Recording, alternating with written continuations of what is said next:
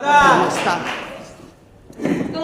जोरदार हमारे सीएमडी के लिए एक जोरदार ताली हो जानी चाहिए।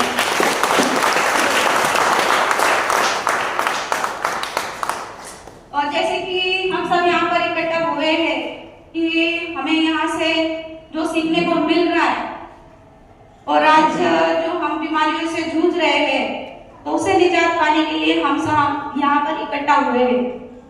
क्योंकि डॉक्टर्स हम बहुत कर चुके लेकिन हमको आराम नहीं मिलता। कुछ देर के लिए राहत मिलती है लेकिन उसके बाद में नहीं मिलती है।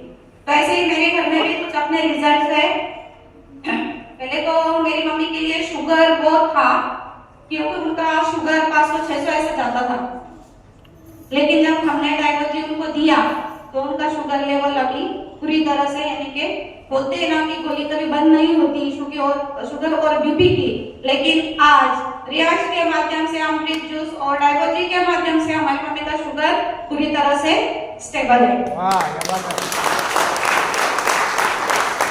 दूसरा रिजल्ट ऑर्थोजी का है जो मैं सबसे ज्यादा अब तक मैं प्रोडक्ट दे चुकी हूँ। ऑर्थोजी का हमारा बहुत अच्छा रिजल्ट है जिससे हमने काफी लोगों को कम से कम 7-8 लोगों को हमने ऑर्थोजी दिया हुआ था और आज सभी लोग उस तकलीफ से भी राहत पा चुके हैं। उसके बाद में हमारे खुद अपने भाई का रिजल्ट है कि जो बहुत ज्यादा शराब पीता था और उसके कारण वो पूरी शराब की वजह से उसके पूरे शरीर में अल्कोहल फैल चुका था और डॉक्टर ने बोल दिया था कि अब ये बचेगा नहीं। उसकी कंडीशन जब हमने उसको हॉस्पिटल में एडमिट किया तो इस तरह की थी।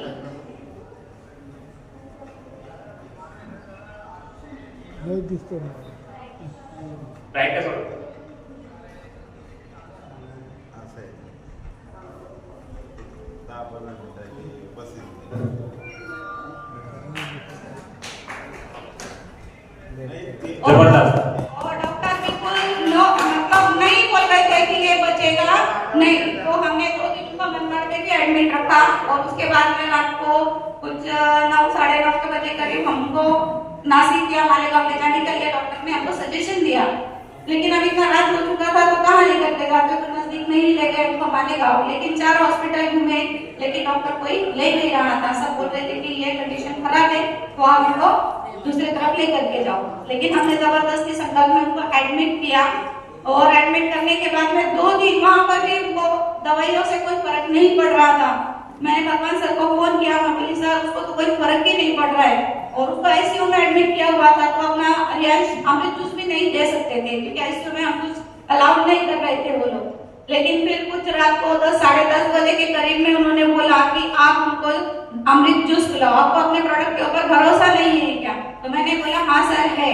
फिर हमने उनको कुछ 11 बजे के करीब में अमृत जूस पिलाया और उसके कुछ 1-1.5 घंटे के बाद में उसको नींद लगी। अब वो नींद ऐसी लगी कि वो 2 दिन उठा ही नहीं।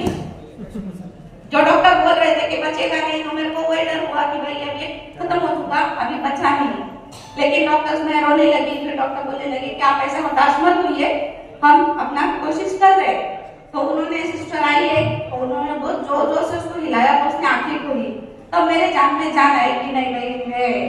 तो अमृत जूस का मेरा खुद का अपना अनुभव यह है कि हमें हर घर अमृत जूस पहुंचाना चाहिए और हमें रियाज का दामन नहीं छोड़ना चाहिए। अगर हम चाहते हैं कि अपना जीवन हम बचाए, मरने के लिए तो सभी पैदा हुए हैं लेकिन जीना है तो एक अच्छे तरीके से जिए और हमें रियाज का दामन नहीं छोड़ना चाहिए। इसीलिए और मैं अबू सर का और भगवान सोनोने सर का बहुत बहुत शुक्रिया अदा करती हूँ जिन्होंने मुझे रियाज बताया और आज मेरे फैमिली में मेरा भाई आज हमारे साथ में मौजूद है। इसी